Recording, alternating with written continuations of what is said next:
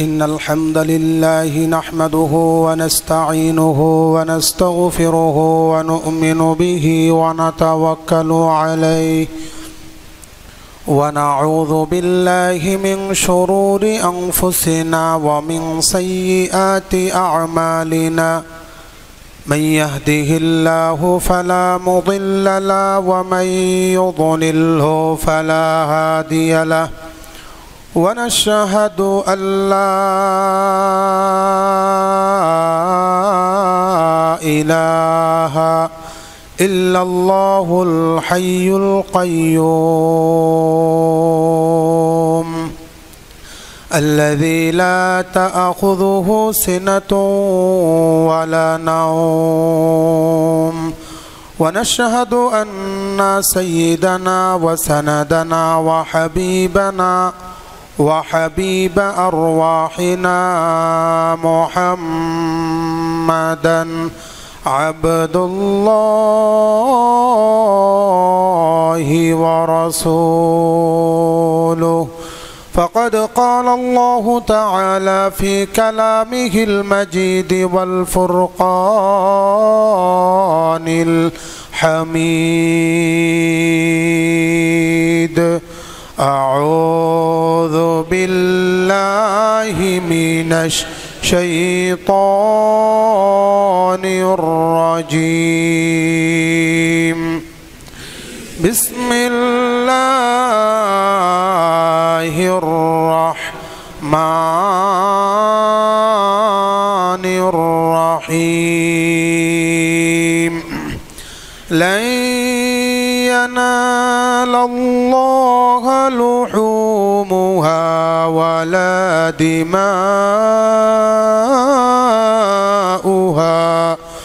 ولكن يناله التقوى منكم كذلك سخرها لكم لتكبروا الله على ما هداكم وبشر المحسنين اللهم سبحانك لا علم لنا إلا ما علمتنا إنك أنت العليم الحكيم إن الله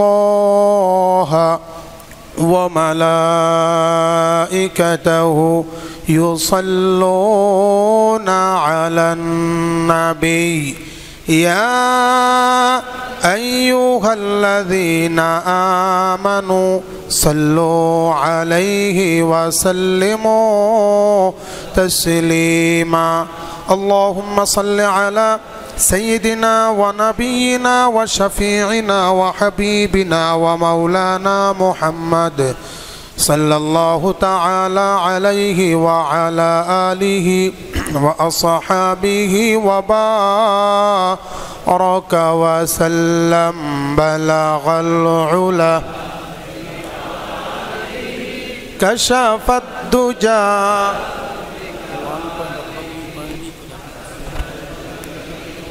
خصاله صلوا عليه وآله মহান আল্লাহ পাকের দরবারে অসংখ্য শুকরিয়া আল্লাহ সুবহান মুহিয়ান গরিয়ান সর্বশক্তিমান আল্লাহ পাক আমাদের সকলকে পবিত্র মাহে হজের অর্থাৎ জিলহজ মাসের প্রথম জুমাবার অত্র মসজিদে আসার এবং বসার তৌফিক দান করেছেন সেই জন্য সকলে আনন্দ চিত্তে পড়ছি আলহামদুলিল্লাহ কুরআনুল কারীমের সূরাতুল হজ এর ৩৭ নং আয়াতে কারিমা তিলাওয়াত করা হয়েছে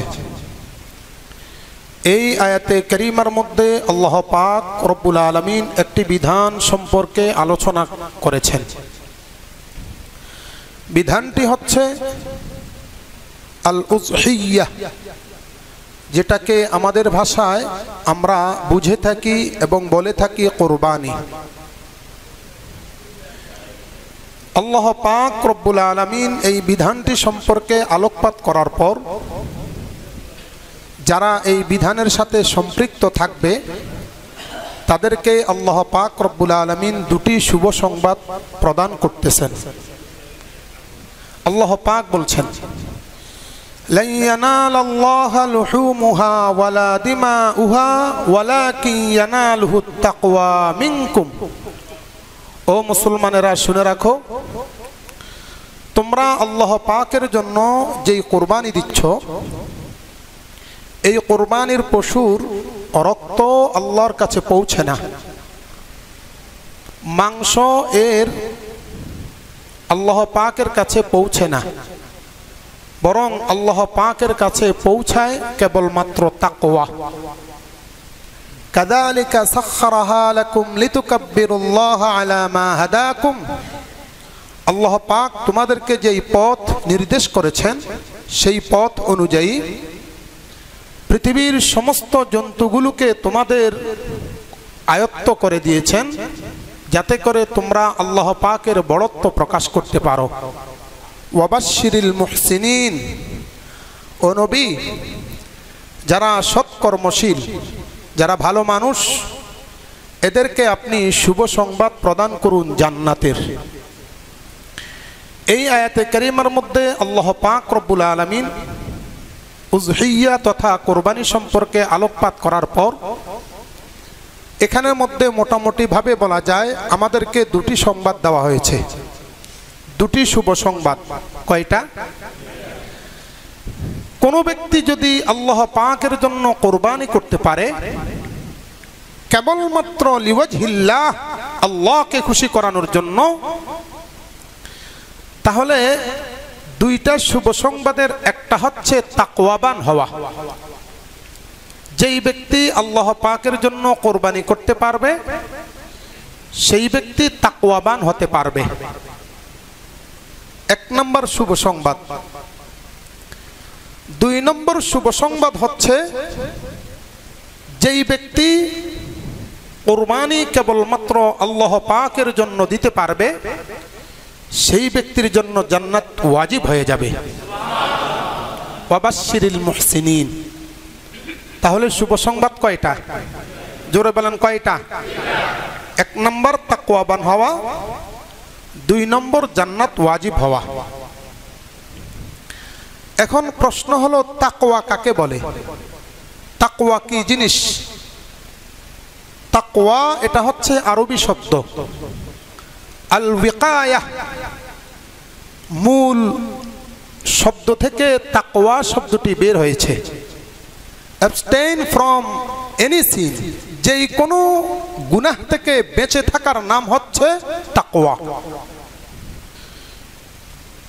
এটাকে আরো সহজে বুঝার জন্য এইভাবে বলা যেতে পারে, পৃথিবীতে যত সওয়াবের কাজ আছে, যত ধরনের সওয়াবের কাজ আছে, সমস্ত সওয়াবের কাজগুলো গ্রহণ করা, আর যত গুনাহের কাজ আছে সেইগুলো বর্জন করার নাম হচ্ছে তাকওয়া।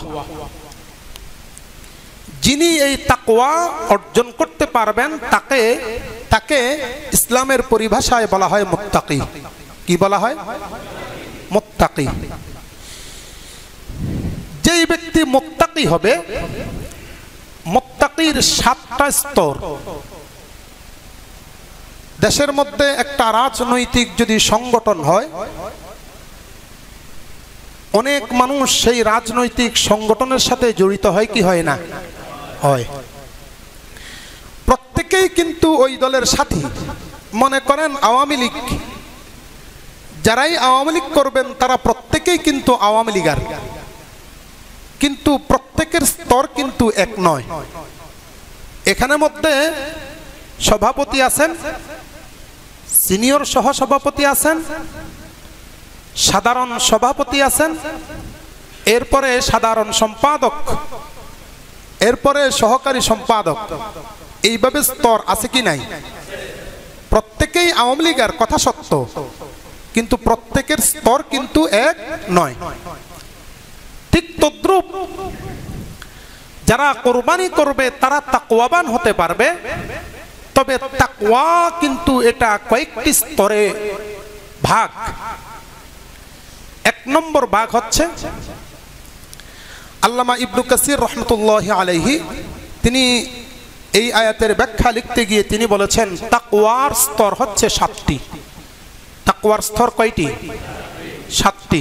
খেয়াল রাখবেন, নিজে নিজে একটা সিদ্ধান্ত নিতে পারবেন যে আমি মুত্তাকির কত নম্বর পর্যায়ে আছি। এক নম্বর হচ্ছে আল ইজতিনাব আনিল ইশরাক বিল্লাহ আজ্জা ওয়া জাল্লা।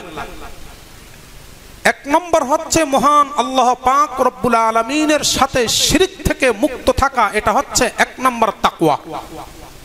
কোনো ধরনের শিরকের সাথে লিপ্ত হবে না। আল্লাহ পাককে এক জানা, যা কিছু করবে কেবলমাত্র আল্লাহ পাকের নামেই করবে। এক নম্বর তাকওয়ার স্তর। এই তাকওয়াটা যেই ব্যক্তি অর্জন করতে পারবে এই ব্যক্তির জন্য কিন্তু জান্নাত ওয়াজিব। সুবহানাল্লাহ বলেন না? তাকওয়ার যেহেতু 7টা স্তর, এই 7টা স্তরের ভিতরে যেটার ভিতরে আমি ঢুকি না কেন জান্নাত কিন্তু ওয়াজিব হয়েই যাবে। জান্নাত আমার জন্য রেডি। হযরত রাসূল করিম সাল্লাল্লাহু আলাইহি ওয়াসাল্লাম, ওনার থেকে সম্ভবত হযরত আবু হুরায়রা রাদিয়াল্লাহু তাআলা আনহু হাদিসটি বর্ণনা করেছেন। কিতাবুল ঈমান অধ্যায়ে মুসলিম শরীফের মূল কিতাবের প্রথম খণ্ডের 57 নং পৃষ্ঠার মধ্যে হাদিসটি এসেছে। ইয়াকুলু রাসূলুল্লাহ সাল্লাল্লাহু আলাইহি ওয়াসাল্লাম মান ক্বালা আশহাদু আল্লা ইলাহা ইল্লাল্লাহু দাখালাল জান্নাহ ওয়া মুহাম্মাদান আবদুহু ওয়া রাসূলুহু হারামাল্লাহু আলাইহিন নার আও কামা ক্বালান নাবিয়্যু আলাইহিস সালাতু ওয়াস সালাম।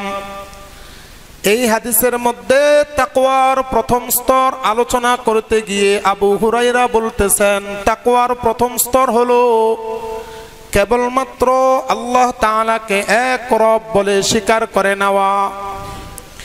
কেবলমাত্র আল্লাহ তাআলাকে যেই ব্যক্তি এক রব বলে স্বীকার করে নিল, আবু হুরায়রা বলতেছেন দাখালাল জান্নাহ। কেবলমাত্র রবকে রব বলে স্বীকার করার কারণে আল্লাহ রব্বুল আলামিন তার নামে একটা জান্নাত বরাদ্দ করে দিবেন। ওয়া মুহাম্মাদান আবদুহু ওয়া রাসূলুহু। কেবলমাত্র আল্লাহ তাআলাকে রব বললেই চলবে না।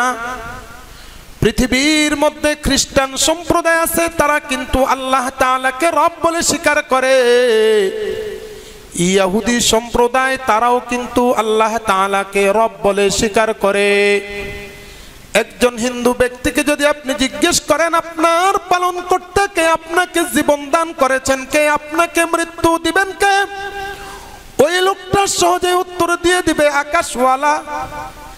এই জন্য আল্লাহ রব্বুল আলামিন 20 নম্বর পারার প্রথম পৃষ্ঠার মধ্যে কমপক্ষে 5টা আয়াত বলেছেন, বলে দিতেছেন ও নবী আপনি যদি খ্রিস্টানদেরকে, আপনি যদি ইহুদিদেরকে, আপনি যদি হিন্দুদেরকে জিজ্ঞেস করেন আসমান সৃষ্টি করেছেন কে, আপনি যদি তাদেরকে জিজ্ঞেস করেন মেঘমালা সৃষ্টি করেছে কে, জমিনটা সৃষ্টি করেছে কে, লা ইয়াকুলুন্নাল্লাহ।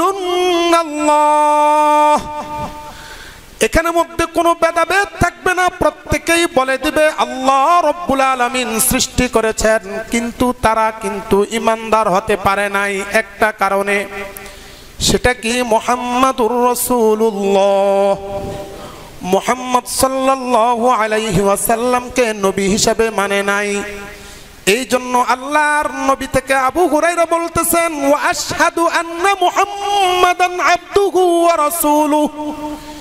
যেই ব্যক্তি বলে দিতে পারবে বিশ্ব নবী মুহাম্মদুর রাসূলুল্লাহ আল্লাহ তাআলার পক্ষ থেকে একজন নবী, আল্লাহ তাআলার পক্ষ থেকে একজন রাসূল, তিনি একজন বান্দা। আল্লাহর নবী বলতেছেন হারামাল্লাহু ওই লোকটার উপর আল্লাহ তাআলা চিরস্থায়ীভাবে জাহান্নামটা হারাম করে দিবেন। এটা হচ্ছে তাকওয়ার প্রথম স্তর, আল ইশরাক বিল্লাহ, আল ইজতিনাব, শিরক থেকে মুক্ত থাকা। কোন ব্যক্তি যদি শিরক থেকে মুক্ত থাকতে পারে, ইমাম তিরমিজি রহমতুল্লাহি আলাইহি কিতাবুল ঈমান অধ্যায়ের মধ্যে একটা হাদিস আনছেন। তিনি বলতেছেন আল্লাহর হাবিব সাল্লাল্লাহু আলাইহি ওয়াসাল্লাম বলেছেন, যখন আল্লাহ পাক কাল কিয়ামত দিবসে জান্নাতীদেরকে জান্নাত, জাহান্নামীদেরকে জাহান্নাম দিয়ে দিবেন, এখন আর কোনো বিচার টিচার নাই, সব ফাইনাল। যাকে ফাইনাল জাহান্নাম জাহান্নাম, যাকে ফাইনাল জান্নাত জান্নাত দেওয়া হয়ে গেছে। এইবার জান্নাতীরা আল্লাহ তাআলার কাছে পার্সোনাল ভাবে যাবে, যে বলবেন আল্লাহ তোমার কাছে আমরা একটা আবদার নিয়ে এসেছি, একটা আবেদন। আল্লাহ তাআলা বলবেন আবেদনটা কি? কি আবেদন বলো? তখন জান্নাতীরা বলবে মাবুদ, আমাদের সঙ্গে আমাদের কিছু আত্মীয় স্বজন ছিল, মুসলমান ছিল, কিছু আত্মীয় স্বজন ছিল, তারা তাকওয়াবান ছিল, তবে একেবারে উচ্চ স্তরের তাকওয়া অবলম্বনকারী ছিল না, বরং এক নাম্বার প্রথম স্তরের তাকওয়াবান ছিল, নিম্নমানের তাকওয়াবান ছিল। ওগো মাবুদ, তারা তো কালিমা পড়েছিল, ঘটনাক্রমে তারা জাহান্নামে চলে গেছে। ও আল্লাহ, জান্নাতে তো আমরা বাস করতেছি, তাদেরকে দেখতেছি না, ভালো লাগে না, মজা পাই না। ও আল্লাহ, আমাদের একটা আবদার, তুমি যদি আমাদের সেই আত্মীয় স্বজনদেরকে জান্নাত দাও তাহলে আমাদের বড় ভালো লাগবে। আল্লাহ তাআলা তাদেরকে কিছু বলবেন না, চুপ করে থাকবেন। পৃথিবীর মধ্যে একটা লোক আরেকটা লোক থেকে টাকা পাইলে যেইভাবে জোরাজুরি করে, যেইভাবে চাপ সৃষ্টি করে, এই সমস্ত জান্নাতীরা আল্লাহ তাআলার কাছে ঠিক এইভাবেই জোরাজুরি করবে, চাপাচাপি করবে। ও আল্লাহ, ওই সমস্ত লোকেরা যারা ঈমান এনেছে তাকওয়ার একেবারে নিম্ন স্তরে, তাদেরকে তুমি এই মুহূর্তেই আমাদের সাথে জান্নাত দিয়ে দিতে হবে। এটা কেবলমাত্র তাকওয়াবান ব্যক্তির জন্য প্রযোজ্য। যেই লোকটা তাকওয়াবান হতে পারবে না, আল্লাহর কসম ওই লোকটা কখনো জান্নাতেও যেতে পারবে না। হযরত রাসূল করিম সাল্লাল্লাহু আলাইহি ওয়াসাল্লাম বলতেছেন, জান্নাতীরা যখন এই আবদারটা করবে তখন আল্লাহ রাব্বুল আলামিন বলবেন ঠিক আছে যাও, জাহান্নামের মধ্যে তোমরা তাকাও, দেখো কোন ব্যক্তি তোমার আত্মীয়, কোন জাহান্নামী তোমার আত্মীয় কিন্তু ঈমান আছে, ঈমান ছাড়া নয়, ঈমানওয়ালা। তখন জান্নাতীরা সেখানে যাবে, জাহান্নামের দরজাটা খুলবে, দেখবে ওই কন্যার তার আত্মীয় আছে, এই কন্যারও আত্মীয় আছে। তখন ফেরেশতাকে বলবে ওই আমার আত্মীয়, ওই লোকটা আমার আত্মীয়, তাদেরকে আনা হবে। তাদেরকে আনার পরে তাদের শরীরটা একেবারে পুড়ে ছাই হয়ে গেছে। পৃথিবীর মধ্যে লাকড়িগুলো জ্বালানোর পরে যেইভাবে কালো হয়ে ফেটে ফেটে যায়, তাদের শরীরটাও এরকম ফাটা। আল্লাহ রাব্বুল আলামিনের আদেশ পেয়ে তাদেরকে আবে হায়াত, আবে নহরের মধ্যে, হায়াতে নহরের মধ্যে নিয়ে যাওয়া হবে, তাদেরকে গোসল করানো হবে। আল্লাহর নবী বলতেছেন আল্লাহর কসম, এই যে হাজার হাজার বছর পর্যন্ত লোকগুলো আগুনে জ্বলেছিল, নহরে হায়াতের মধ্যে তাদেরকে গোসল দেওয়ার পরে চাই সেই বুড়া হোক, চাই সে ছোট শিশু হোক, চাই সে 90 বছরের বুড়া হোক অথবা এর চাইতে কম হোক, আল্লাহর কুদরতে মুহূর্তের মধ্যে 25 বছরের টকবগে সুদর্শনওয়ালা চেহারাওয়ালা একবার যুবক হয়ে যাবে। এটা হচ্ছে তাকওয়ার কারামাত। তাকওয়া যদি থাকে, তাকওয়া যদি পাওয়া যায় তাহলে যেতে পারবো, তাকওয়া যদি না থাকে তাহলে যাইতে পারবো না। যাওয়া যাবে? এক নম্বর তাকওয়া। 2 নম্বর তাকওয়া হচ্ছে আল ইজতিনাবু আনিল বিদআহ। তাকওয়ার দ্বিতীয় স্তর হলো বেদাত থেকে মুক্ত থাকা। তাকওয়ার প্রথম স্তর হলো শিরক থেকে মুক্ত থাকা, দ্বিতীয় স্তর হলো বেদাত থেকে মুক্ত থাকা। আল্লাহর নবী সাল্লাল্লাহু আলাইহি ওয়াসাল্লাম, মুসলিম শরীফের একটা মুকদ্দমা আছে, ভূমিকা আছে। ইমাম মুসলিম রহমতুল্লাহি আলাইহি প্রায় 100-এর মতো হাদিস নিয়ে এসেছেন। মান আহদাসা ফিনা ওয়া হুয়া লাইসা মিন্না ফাহুয়া রাদ, আও কামা ক্বালা নবী আলাইহিস সালাতু ওয়াস সালাম। মুকদ্দমায়ে মুসলিমের মধ্যে বলা হয়েছে, যেই ব্যক্তি এমন কোনো কিছু আবিষ্কার করলো, ইসলামের নামে কোনো নতুন কিছু আবিষ্কার করলো, কিন্তু আমিও বলি নাই, আমার সাহাবীরাও বলে নাই, আমার সাহাবীর তাবিঈগণও বলে নাই, কেবলমাত্র নিজের থেকে একটা নতুন করে উদ্ভব করলো, আবিষ্কার করলো এবং ইসলামের নামে চালিয়ে দিল, আল্লাহর নবী বলতেছেন ওটা মিথ্যা কথা, ওটা প্রত্যাখ্যাত, ওটা আমার পক্ষ থেকে নয়, ওটা হলো বেদাত। আমাদের দেশের মধ্যে কিছু সংখ্যক লোক আজানের আগে আসসালাতু আসসালামু আলাইকা ইয়া রাসূলুল্লাহ বলে কিনা? কথা বলেন না কেন? আজান দেওয়ার আগে মুয়াজ্জিন সাহেব আসসালাতু আসসালামু আলাইকা ইয়া রাসূলুল্লাহ, দুরূদ শরীফ অনেক সুন্দর না? কি বলেন? সুন্দর তো? আরে সুন্দর তো, বাস্তবিক তো সুন্দর, সুন্দর না?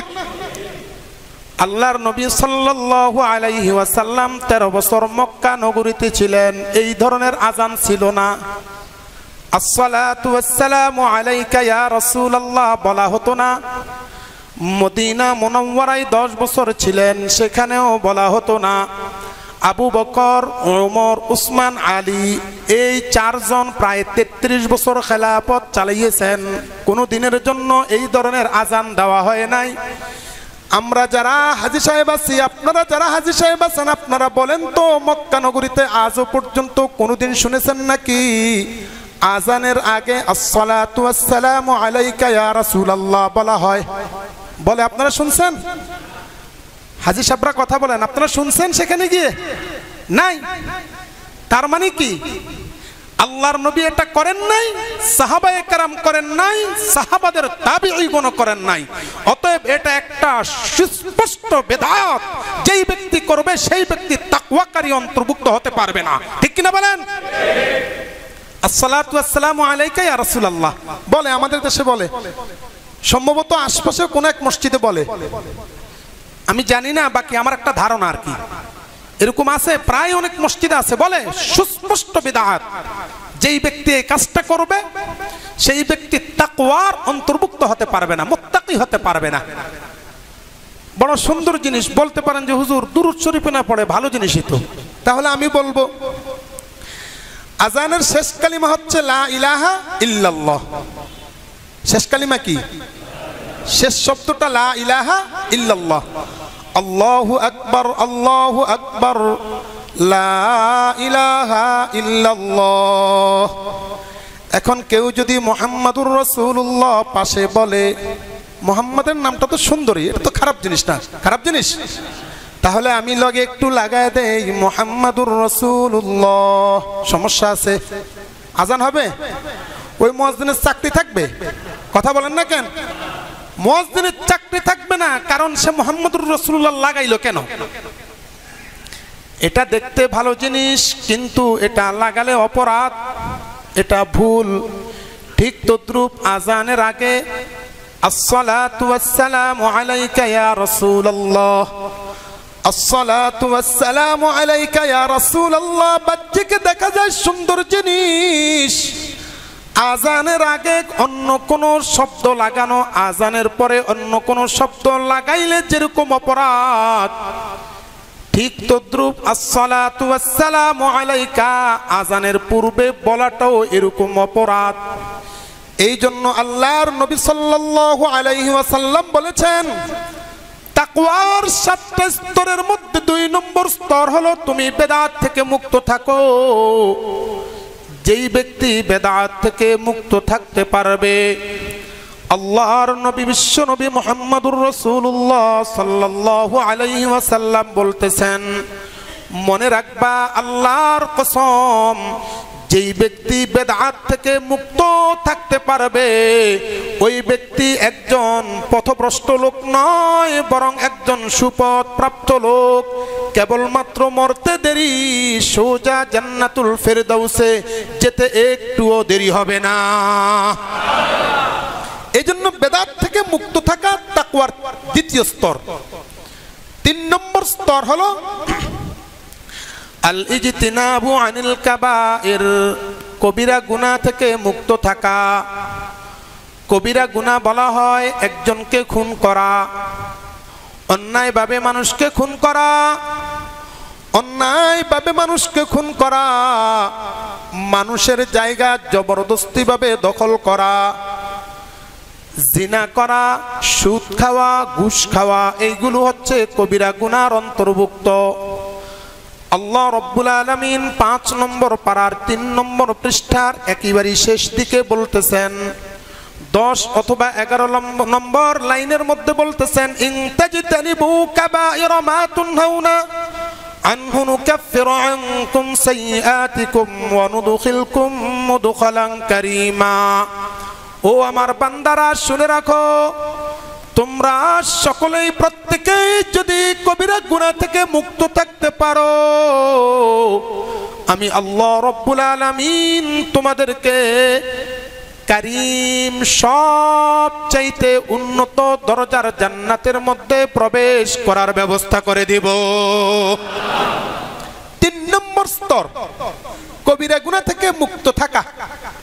4 নম্বর স্তর হলো আল ইজতিনাবু আনিল মাআসিস সাগাইর, সগীরা গুনাহ থেকে মুক্ত থাকা।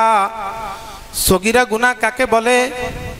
সগীরা গুনাহ বলে মসজিদের মধ্যে অনর্থকভাবে কথাবার্তা বলা, কাজ নাই, প্রয়োজনও ছিল না কথা বলা, আবার এত জোরে জোরে কথা বলা, আরেকজনের নামাজের ডিস্টার্ব হয়, আরেকজনের তেলাওয়াতের ডিস্টার্ব হয়।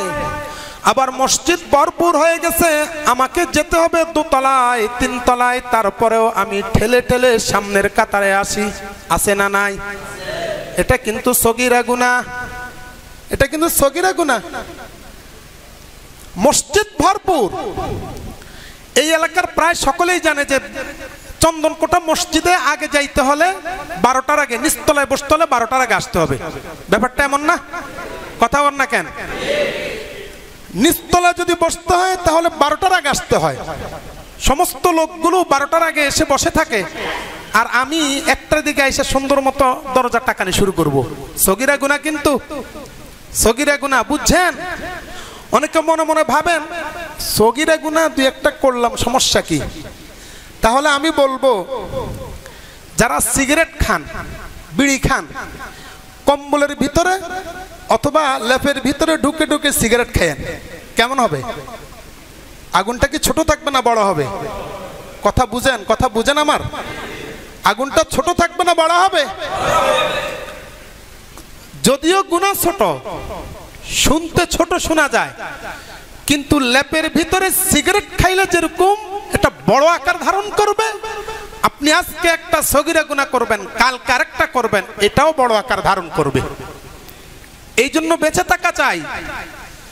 আল্লাহর নবী বলেছেন সগীরা গুনাহ থেকে বিরত থাকা, এটা হচ্ছে তাকওয়ার 4 নম্বর স্তর। যেই ব্যক্তি তাকওয়ার 4 নম্বর স্তরে যেতে চায়, আল্লাহর নবী বলতেছেন, শুনে রাখো উম্মত, আমি তোমাদেরকে বলে দিতেছি, তোমরা অবশ্যই সগীরা গুনাহ থেকে মুক্ত থাকতে হবে। অন্যায়ভাবে মানুষকে কটূক্তি করা থেকে বিরত থাকতে হবে। যত ধরনের সগীরা গুনাহ আছে সব সগীরা গুনাহ থেকে বিরত থাকতে হবে। 5 নম্বর আল্লাহর নবী সাল্লাল্লাহু আলাইহি ওয়াসাল্লাম বলেছেন, আল ইস্তিগনাউ আনিল জাওয়াজ, আল ইস্তিগনাউ আনিল জাইজাত ওয়াল মুবাহাত। তাকওয়ার 5 নম্বর স্তর হলো বৈধ কাজের মধ্যে সময় কম দেওয়া।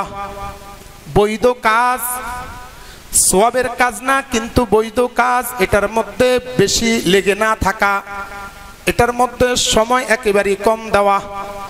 ঈদের টাইমে আসছে, স্ত্রী বলতেছে আমাকে 10,000 টাকা দামের শাড়ি দিতে হবে। মেয়ে আয়সা বলতেছে আমাকে 12,000 টাকা দামের লেহেঙ্গা দিতে হবে।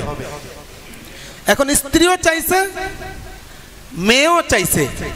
10 আর 12 কত হইল? 22,000। এটা কিন্তু চাওয়া বৈধ, না জায়েজ নয়। পোশাক পরিধান করতেই হতে পারে, শাড়িটা আপনি 10,000 টাকা দিবেন, এটাও জায়েজ। কিন্তু এত বেশি এটার প্রতি সময় দেওয়া যে আমার 10,000 টাকার শাড়ি লাগবে, আমার 12,000 টাকা দামের লেহেঙ্গাই লাগবে, এরকম জোরপূর্বক না করা। স্বামীর কাছে চাওয়া, যদি পারেন দিবেন।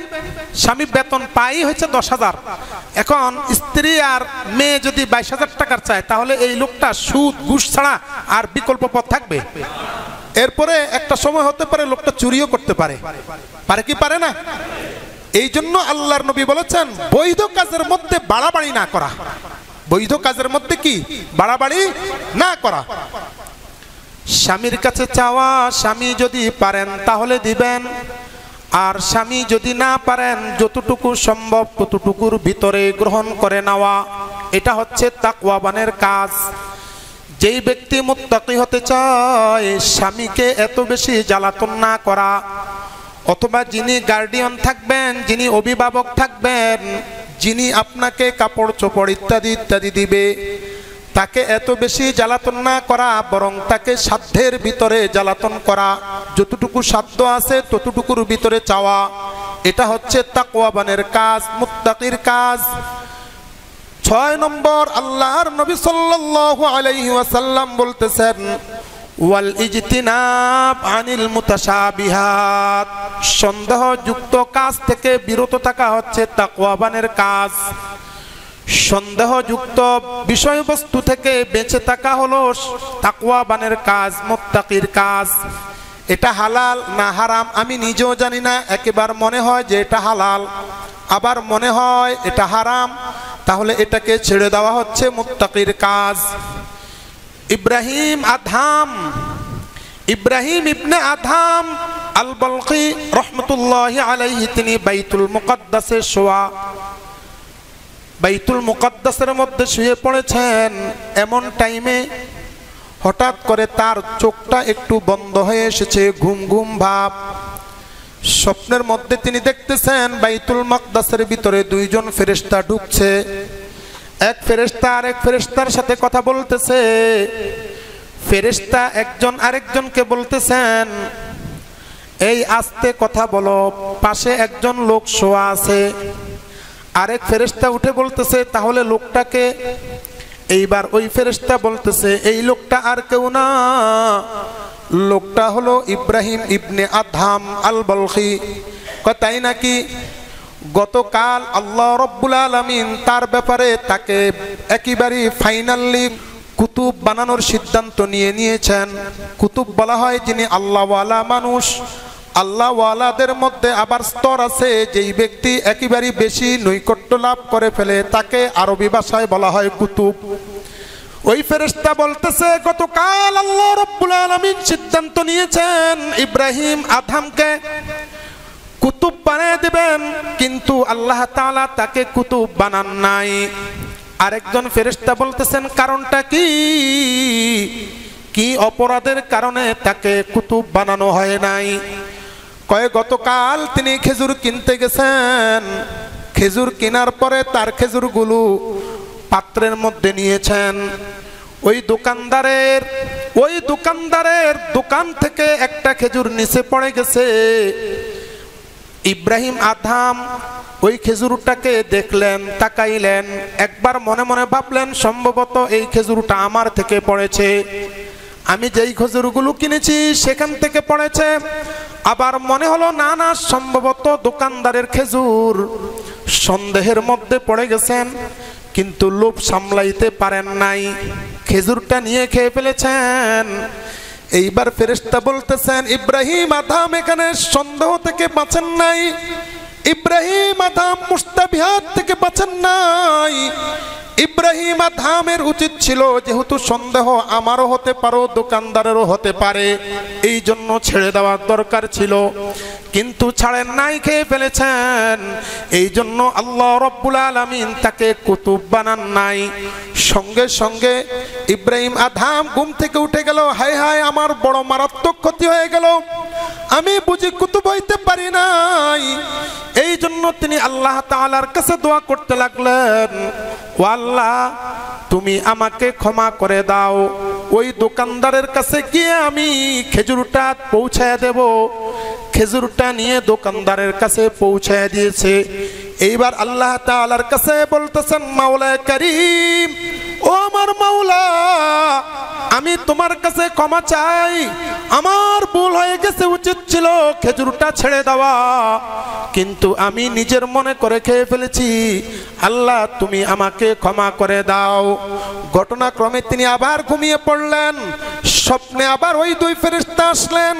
ফেরেশতা এসে বলতেছেন, আস্তে কথা বলো, সামনে ইব্রাহিম আদহাম ঘুমিয়ে গেছে, তার কষ্ট হবে।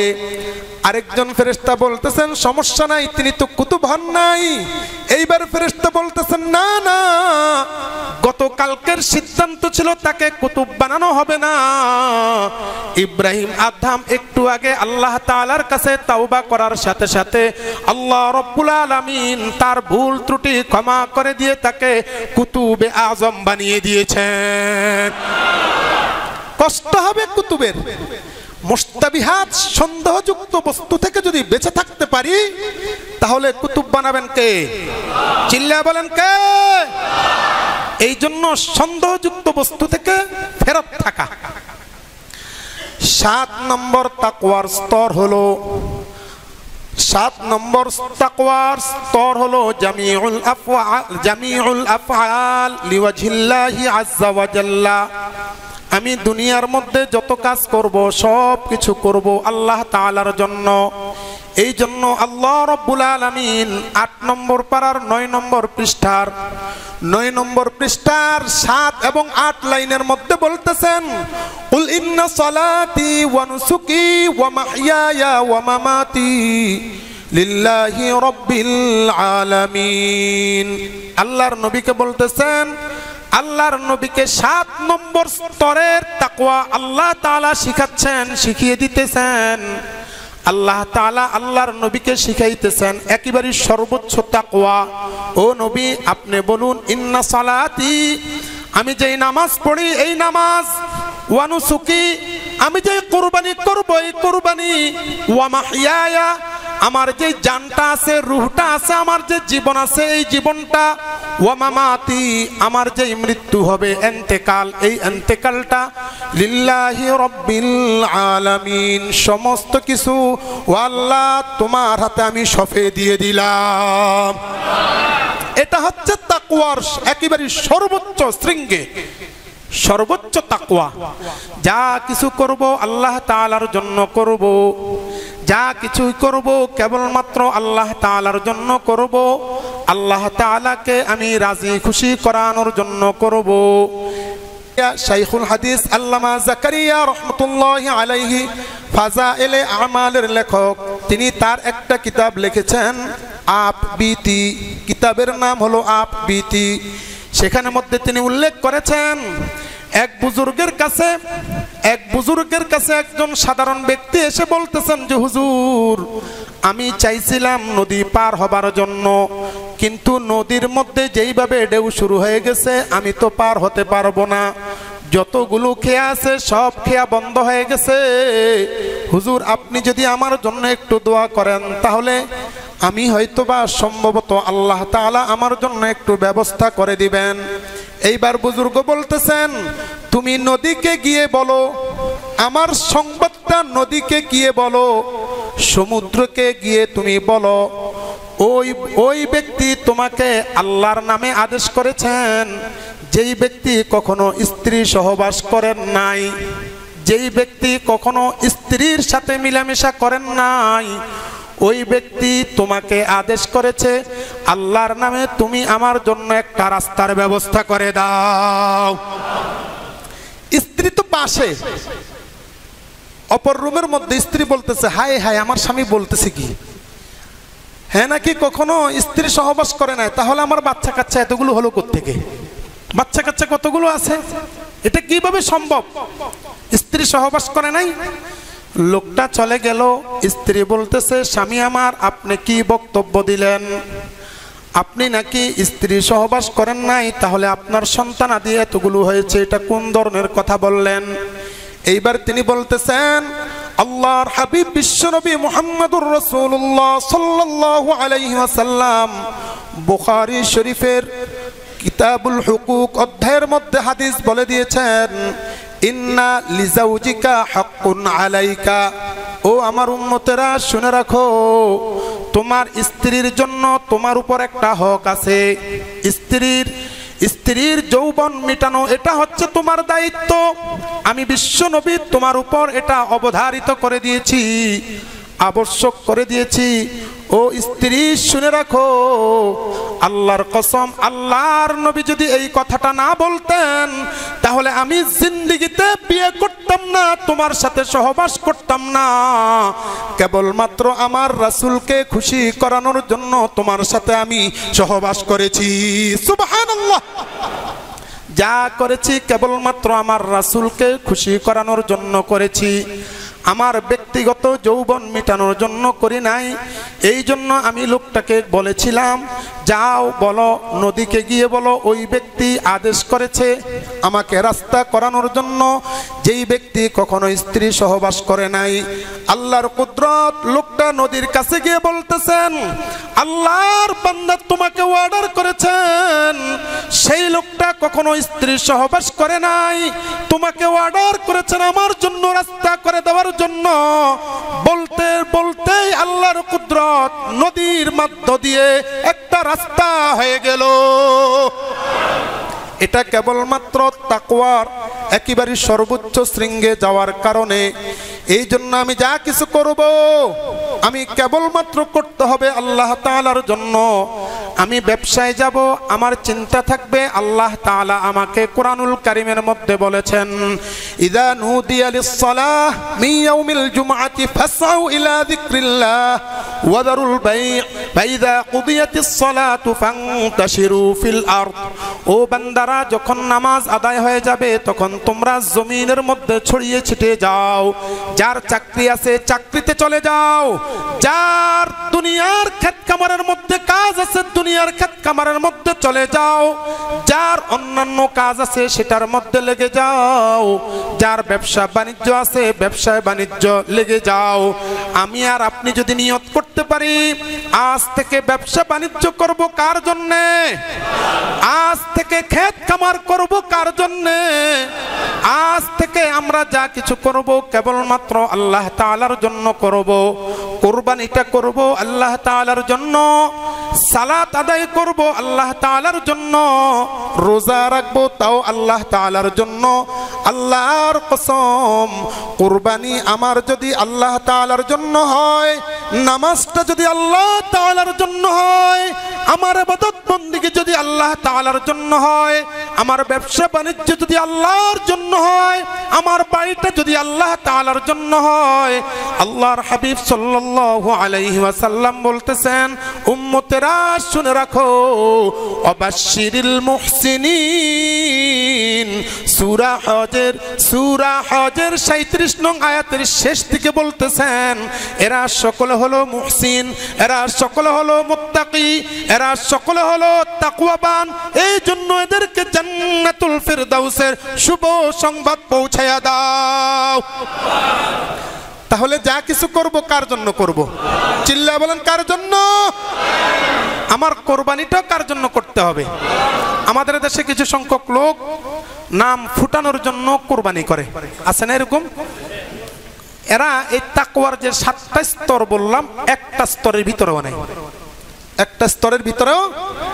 আবার কিছু সংখ্যক লোক আছে, গরুটা যখন জবাই দিবে আগে বাবার নাম লয়। আমি কিন্তু মুখস্থ কথা বলি না, আমার কাছে প্রমাণ আছে। বাবার নাম নেয়, আল্লাহর নামটা নেয় না। এটা কিন্তু তাকওয়ার প্রথম স্তর অনুযায়ী বাদ হয়ে যায়, তাকওয়া থেকে বাহির হয়ে যায়, শিরক থেকে মুক্ত হওয়া। আমার এই কুরবানিটা হতে হবে আল্লাহর জন্য, কিন্তু সেখানে পীর বাবার নাম নেই। আছে না এরকম? কথা বলেন না কেন? আছে না? আছে। ওয়াল্লাহ, আল্লাহর কসম, এদের কুরবানি তো হবেই না। এমনকি শরঈ মাসআলা অনুযায়ী এই লোকটা যেই কুরবানি পশুটা কুরবানি করছে, যেহেতু পীরের নাম নিয়েছে, ওই কুরবানির গোশত খাওয়া কোনো মুসলমানের জন্য হালাল নয়। এই জন্য বেঁচে থাকা চাই, এইগুলোকে খেয়াল করা চাই। আমরা টার্গেট করে রাখবো কারা কারা এই সমস্ত কাজ করে, অন্তত পক্ষে কুরবানির গোশতটা তার ঘরে খাবো না। রাজি আছেন? জোরে বলেন, রাজি আছেন? তাকওয়া মানুষের অন্তরের সাথে সম্পর্ক। তাকওয়ার স্তর বলেছিলাম 7টি। এই তাকওয়া যদি কোনো ব্যক্তি অর্জন করতে পারে তাহলে আল্লাহ পাক রব্বুল আলামিন এই তাকওয়া কেবলমাত্র অর্জনকারী হিসাবে আল্লাহ পাক রব্বুল আলামিন বান্দার সাথে কোরআনুল কারীমের মধ্যেই 9টি ওয়াদা করেছেন। কয়টি ওয়াদা? স্বয়ং আল্লাহ পাক রব্বুল আলামিন মুত্তাকি ব্যক্তির সাথে কোরআনুল কারীমের মধ্যে 9টি ওয়াদা করেছেন। পৃথিবীর কোনো মানুষ অপর কোনো মানুষকে যদি কোনো ধরনের ওয়াদা দেয়, কিংবা অপর কোনো মানুষকে কোনো ধরনের কথা দেয়, তাহলে কোনো না কোনোভাবে এই লোকটা ওয়াদার বরখেলাপ করতে পারে। কিন্তু আল্লাহ সুবহানাহু ওয়া তাআলা তিনি এমন একজন তিনি এমন একজন সত্যবাদী সত্তা, যিনি কখনো বান্দার ওয়াদার বরখেলাপ করতে পারেন না। এই 9টা ওয়াদার মধ্যে প্রথম যে ওয়াদাটা আল্লাহ পাক রব্বুল আলামিন সূরাতুল বাকারা এর 2 নম্বর আয়াতে কারিমার মধ্যে বলতেছেন, যালিকাল কিতাবু লা রাইবা ফীহি হুদাল লিল মুত্তাকিন। কোনো ব্যক্তি যদি তাকওয়াবান হতে পারে, মুত্তাকি হতে পারে, আল্লাহ পাক রব্বুল আলামিন বলতেছেন ওই ব্যক্তিকে আমি আল্লাহ রব্বুল ইজ্জত হেদায়েতের পথ তার জন্য উন্মুক্ত করে দেব। 1 নম্বর ওয়াদা। 2 নম্বর ওয়াদা সম্পর্কে আল্লাহ পাক রব্বুল আলামিন বলতেছেন, আমার বান্দাদের মধ্যে যদি কোনো ব্যক্তি তাকওয়াবান হতে পারে, তাহলে আমি ওই ব্যক্তির জন্য সারা পৃথিবীব্যাপী যত ধরনের শত্রুতা আছে, তার শত্রু থাকুক অথবা তার বিরুদ্ধাচরণ করুক, আমি আল্লাহ পাক রব্বুল আলামিন ষড়যন্ত্রকারীর ষড়যন্ত্র থেকে তাকে আমি হেফাজতের দায়িত্ব নিয়ে নিব।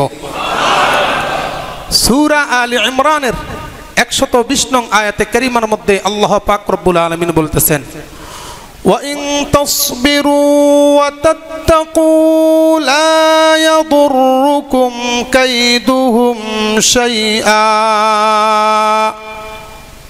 ও পৃথিবীর মানুষেরা শুনে রাখো, তোমাদের মধ্যে কোনো ব্যক্তি যদি পাক্কা তাকওয়াবান হয়ে যেতে পারে, তোমাদের মধ্যে কোনো ব্যক্তি যদি মুত্তাকির অন্তর্ভুক্ত হতে পারে, সারা পৃথিবীর মধ্যে যত বেশি তার বিরুদ্ধে ষড়যন্ত্র করা হোক না কেন, আমি আল্লাহ রব্বুল আলামিন ওই ব্যক্তির সমস্ত ষড়যন্ত্রগুলোকে আমার ফেরেশতার মাধ্যমে রহিত করে দেব।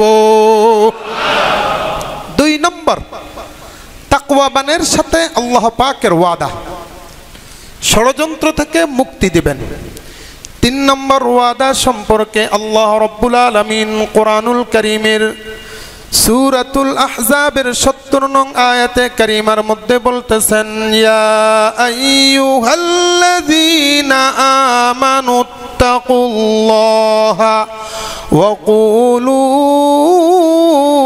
কাওলান সাদীদা يصلح لكم أعمالكم ويغفر لكم ذنوبكم। ও ইমানদারেরা, তোমরা তাকওয়াবান হয়ে যাও, আল্লাহ রব্বুল আলামিনকে তোমরা ভয় করো। ওয়াকুলু কওলান সাদীদা, আর তোমরা সকলেই সিধা কথা বলে দাও, সোজা কথা বলে দাও। সিধা কথা চিনেন? সিধা কথা বুঝেন? যেটা বাস্তব হক কথা সেটাকেই বলে দেওয়া। কোরআনুল কারীমের মধ্যে বলে দিয়েছেন সেটাকে সিধা কথা। কি কথা? কথা যত সিধা তত বেশি অসুবিধা। কথা যত সিধা কারো কারো অসুবিধা, ঠিক কিনা বলেন? বেদাতের বিরুদ্ধে বলবেন, বেদাতির অসুবিধা। আপনি ধর্মনিরপেক্ষতার বিরুদ্ধে বলবেন, ধর্মনিরপেক্ষতাকারী নাস্তিকদের অসুবিধা। জিহাদের কথা বলবেন, ব্রিটেন, আমেরিকা এবং হিন্দুস্তানের অসুবিধা, ঠিক কিনা বলেন? সিধা কথা। একটা বিচার হচ্ছে, এই বিচারের মধ্যে যদি যেটা বাস্তবমুখী কথাবার্তা সেটা যদি আপনি না বলতে পারেন তাহলে বুঝতে হবে আপনি এই আয়াতের বিরোধিতা করতেছেন। বিচার করা হচ্ছে, বিচারের সময় বিচারক যিনি হবেন তিনি দেখতেছেন যে এই পক্ষে যদি আমি কথা বলি, এই লোকটার পক্ষে যদি আমি কথা বলি তাহলে আমার আত্মীয় সে তার সাথে আমার সাথে বিপক্ষতা হয়ে যাবে। এই জন্য তিনি সিধা কথাটা বলেন না, কথার মায়ের পেজ দিয়ে বিচার উল্টো করে দেন, ঠিক কিনা বলেন? এরকম লোক সমাজে আছে না? আছে কি নাই? আছে, পুরো দেশব্যাপী আছে। আল্লাহ পাক রব্বুল আলামিন বলতেছেন সিধা কথা বলে দাও। যদি এই সারা পৃথিবীর মধ্যে যদি আজকে সিধা কথাটা যদি থাকতো তাহলে মুসলমানেরা কমপক্ষে ইহুদি এবং খ্রিস্টান এবং বৌদ্ধদের হাতে এই ধরনের এইভাবে মারপিট খেতে হতো না, ঠিক কিনা বলেন? আজকে সিধা কথা হচ্ছে না। সিধা কথা যিনি বলবেন তার জন্য একটু বিপদ বেশি হয়ে যায়, ঠিক কিনা বলেন? বেশি হয় না? সিধা কথা বলার অর্থই হচ্ছে বিপদটাকে নিজের মধ্যে ডেকে আনা। কিন্তু আল্লাহ রাব্বুল আলামিন বলতেছেন ওয়াকুলু কওলান সাদীদা, ও আমার বান্দারা তোমরা সত্য কথাটা বলে দাও। ও আমার বান্দারা তোমরা সিধা কথাটা বলে দাও। তোমার নেতৃত্বাধীন অনেকগুলো মানুষ আছে, তাদের ব্যাপারে যেই বিচারের দরকার তাদের উপর তুমি জুলুম নির্যাতন করবে না, বরং তার ন্যায্য যতটুকু আছে ততটুকু তাকে পাইয়ে দিবে। ও আমার বান্দারা শুনে রাখো, তুমি সমাজপতি, তোমার সমাজের মধ্যে যত সামাজিক আছে সমস্ত সামাজিক লোকদেরকে যথাযথ বিচার পৌঁছে দেওয়া, এটা হচ্ছে তোমার দায়িত্ব। মনে রাখবা, তুমি যদি যথাযথভাবে যদি দায়িত্ব পালন না করো তাহলে তুমি মুত্তাকি হতে পারবা না। আর মুত্তাকি যদি না হতে পারো আল্লাহর কসম তুমি জান্নাতেও যেতে পারবা না, ঠিক কিনা বলেন? এই জন্য আমরা মাঝে মাঝে বলি, বাংলাদেশের মধ্যে যদি কেউ কোনো দলের বিপক্ষে বলে, কোনো রাজনৈতিক লোকের বিরুদ্ধে বলে, তাহলে তার কর্মচারীরা তার বিরুদ্ধে লেগে যায়। আমার নেতার বিরুদ্ধে বলা হলো কেন? নেতা নেত্রীর বিরুদ্ধে বলার কারণে তার দলের লোকেরা দাঁড়িয়ে যায়। এই দাঁড়ানোর কারণে তাকে আলাদাভাবে পার্সেন্টেজ টাকা পয়সাও দেয়, ঠিক কিনা বলেন? কিন্তু আমি আর আপনি হলাম কেবলমাত্র বিশ্ব নবী মুহাম্মদুর রাসূলুল্লাহ সাল্লাল্লাহু আলাইহি ওয়াসাল্লামের খাঁটি উম্মত। আমরা নিঃস্বার্থে আল্লাহর নবীকে ভালোবাসি, আমরা নিঃস্বার্থে আল্লাহ তাআলাকে ভালোবাসি, আমরা নিঃস্বার্থে কোরআনুল কারীমকে ভালোবাসি। আমরা কোরআনুল কারীমকে ভালোবাসার কারণে আলাদা কোনো টাকা পয়সা পাই না। আমাদেরকে দুনিয়ার কেউ টাকা পয়সা দেয় না, বরং টুপিটা মাথায় নেওয়ার কারণে আমাকে মৌলবাদী বলা হয়, বরং দাড়িটা গালের মধ্যে নেওয়ার কারণে আমাকে বুড়া মানুষ চাচা বলা হয়, বরং মসজিদের মধ্যে আসার কারণে আমাকে আমাকে বলা হয় আলাদাভাবে মৌলবাদ বলা হয়, আমাকে আলাদাভাবে একেবারেই অসম্মানিত করা হয়, কিন্তু আমাকে এইভাবে চলার কারণে কেউ কোনো টাকা পয়সা দেয় না। কিন্তু বড়ই আফসোসের বিষয়, তোমার মতো বেঈমান যখন আমার নবীকে গালি দাও, তোমার মতো বেঈমান যখন তুমি আমার কোরআনুল কারীমের বিরুদ্ধাচরণ করো, তোমার মতো বেঈমান যখন আল্লাহর বিরুদ্ধে কথা বলো, আমার মন চায় তোমার মতো বেঈমানকে দুই টুকরা করে কুকুরের জন্য নাস্তা বানায়া দেই। ঠিক কিনা বলেন? কিন্তু আমার বিরুদ্ধে তুমি কেন কথা বলো? আমার নবীর বিরুদ্ধে কেন কথা বলো? আমি তো তোমার বিরোধিতা করতেছি না, তোমার নেতার বিরুদ্ধেও বলতেছি না। আমার নেতার বিরুদ্ধে কেন বলো? আমার নেতার বিরুদ্ধে তুমি বলো না, তাহলে তোমার সাথে আমার সাথে সংঘর্ষ হবে না। এই জন্য আল্লাহ রাব্বুল আলামিন বলতেছেন, ওয়াকুলু কওলান সাদীদা, তোমরা সত্য কথা যেটা সেটা বলে দাও, সিধা কথা বলে দাও। যদি বান্দা তুমি এই আমলটা করতে পারো, আমি আল্লাহ তোমার সাথে ওয়াদা করতেছি, ইউসলিহ লাকুম আ'মালাকুম, তোমার যত ধরনের আমল আছে, তোমার যত ধরনের নামাজ আছে, তোমার যত ধরনের হজ আছে, তুমি যত ধরনের দান সদকা ইত্যাদি করেছো, আমি আল্লাহ রাব্বুল আলামিন সমস্ত আমলগুলো তোমাকে সলিড করে দেব, বিশুদ্ধ করে দেব। ওয়ায়াগফির লাকুম যুনুবাকুম, অতঃপর তোমার জিন্দেগীর যতগুলো গুনাহ আছে বান্দা, তোমার আমলনামার মধ্যে যতগুলো সগীরা গুনাহ আছে, তোমার আমলনামার মধ্যে যতগুলো কবিরা গুনাহ আছে, আমি আল্লাহ রাব্বুল আলামিন তোমাকে ওয়াদা করলাম, কেবলমাত্র তাকওয়াবান হওয়ার কারণে আমি আল্লাহ রাব্বুল আলামিন তোমার জিন্দেগীর গুনাহগুলো আমার পক্ষ থেকে আমি ডিলিট করে দেব। করে দিবেন কে? চিল্লা বলেন কে? আল্লাহ রাব্বুল আলামিন 3 নম্বর ওয়াদা করেছেন, জিন্দেগীর গুনাহগুলো মাফ করবেন তাকওয়াবান হওয়ার কারণে। 4 নম্বর ওয়াদা আল্লাহ রাব্বুল আলামিন বলতেছেন সূরা আলী ইমরানের 76 নম্বর আয়াতে কারিমার মধ্যে বলতেছেন, ইন্নাল্লাহা ইউহিব্বুল মুত্তাকিন, ও আমার বান্দারা, যদি তোমরা তাকওয়াবান হতে পারো, তোমরা যদি মুত্তাকি হয়ে যেতে পারো, আমি আল্লাহ রাব্বুল আলামিন তোমাদেরকে আমার ভালোবাসার নিবন্ধনে তোমাদেরকে আটকে ফেলে দেব। সুবহানাল্লাহ। 4 নম্বর ওয়াদা হচ্ছে আল্লাহ তাআলা আমাকে ভালোবাসবেন। আমি যদি তাকওয়াবান হতে পারি, আল্লাহ তাআলা আমাকে ভালোবাসবেন। আর কোনো ব্যক্তিকে যদি দুনিয়ার কোনো মানুষ শুভ সংবাদ দেয়, প্রধানমন্ত্রী তোমাকে ভালোবাসে, আল্লাহর কসম ওই লোকটার দুনিয়ার মধ্যে সবচাইতে বেশি খুশি লাগবে। ঠিক কিনা বলেন? কিন্তু এই মুহূর্তে সারা পৃথিবীর সমস্ত বাদশাদের বাদশা, সারা পৃথিবীর সমস্ত প্রধানমন্ত্রীর খোদা, এই সারা দুনিয়ার জগৎ স্রষ্টা আল্লাহ রাব্বুল আলামিন বলতেছেন, বান্দা তুমি যদি তাকওয়াবান হতে পারো, তাহলে আমি আল্লাহ রাব্বুল আলামিন তোমাকে ঘোষণা দিচ্ছি, আমি আল্লাহ রাব্বুল আলামিন তোমার জন্য ভালোবাসা নিবন্ধ করে দেব। আর এই কথাটা নিশ্চিত, যেই ব্যক্তি আল্লাহ তাআলার ভালোবাসা পাবে, ওই লোকটা জান্নাতে যাবে নাকি জাহান্নামে যাবে? চিল্লা বলেন, জান্নাতে যাবে না জাহান্নামে যাবে? নিঃসন্দেহে যাবে।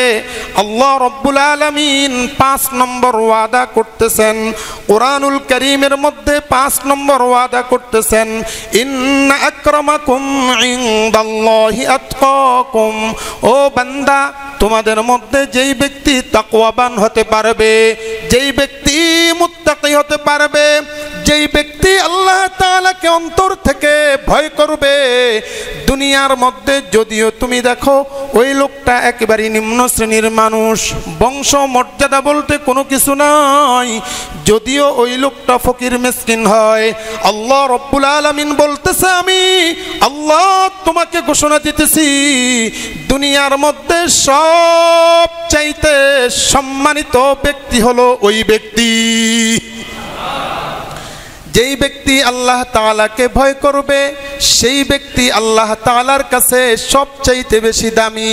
হযরতে বেলাল হাবশী রাদিয়াল্লাহু তাআলা আনহু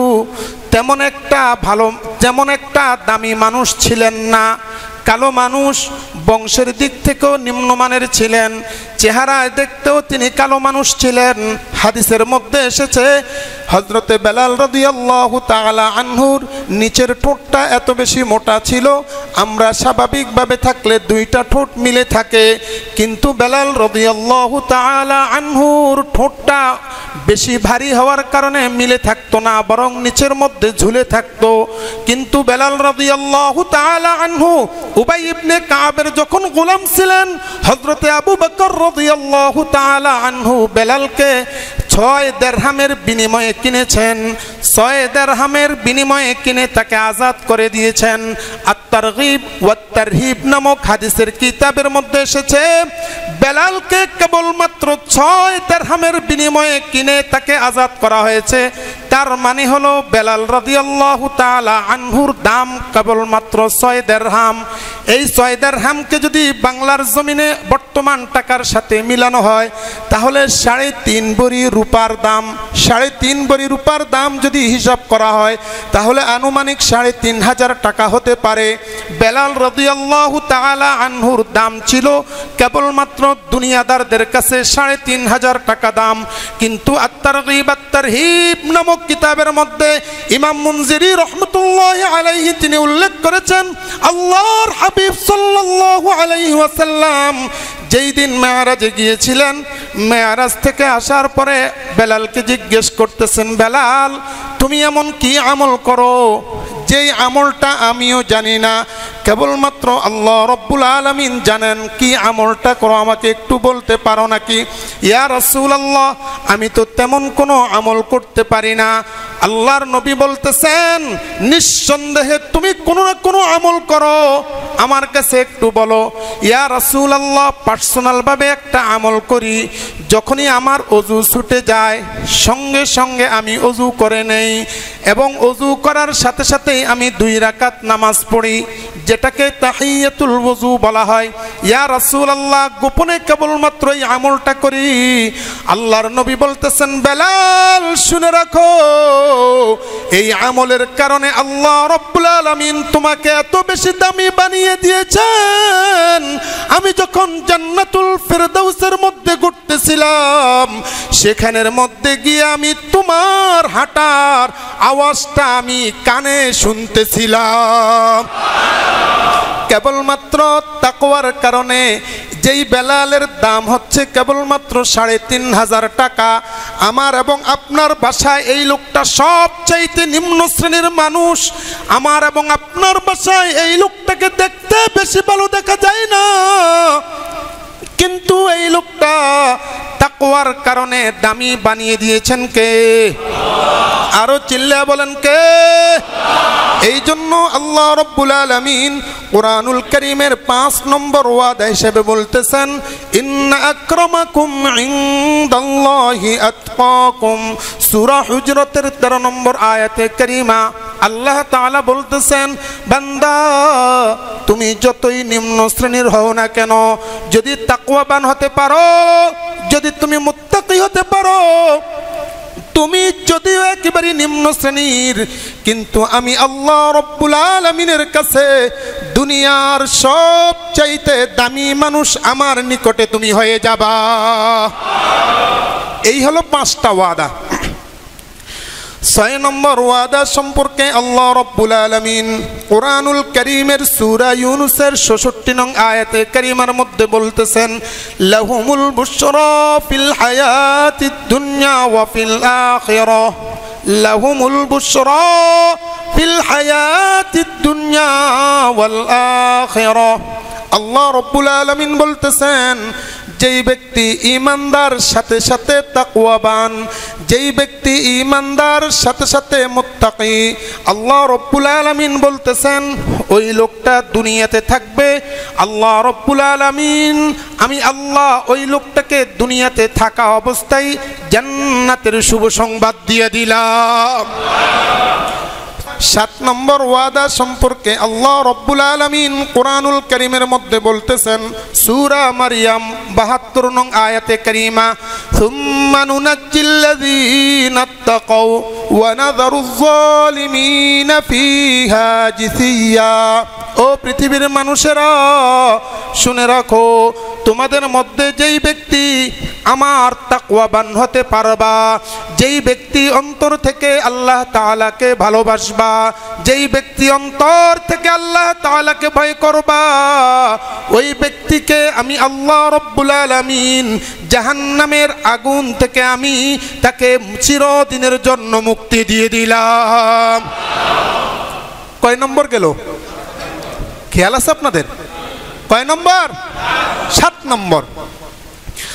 8 নম্বর সম্পর্কে আল্লাহ রাব্বুল আলামিন কোরআনুল কারীমের সূরা আল ইমরানের 133 নং আয়াতে কারীমার মধ্যে বলতেছেন ওয়াসারিউ ইলা মাগফিরাতিম মির রাব্বিকুম ওয়া জান্নাতিন আরদুহাস সামাওয়াতু ওয়াল আরদু উইদ্দাত লিল মুত্তাকিন।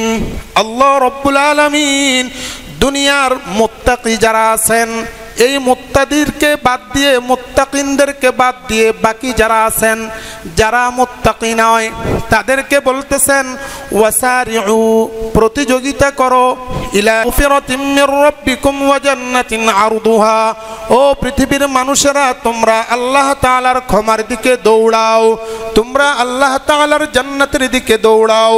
আরদুহাস সামাওয়াতু ওয়াল আরদু, যেই জান্নাতের এক পাশ থেকে এক পাশ হলো জমিনের মধ্যে, আরেক পাশ হলো আসমানের মধ্যে, এক প্রান্ত হলো পৃথিবীর শেষ সীমায়, আরেক পাশ হলো পৃথিবীর অপর প্রান্তে।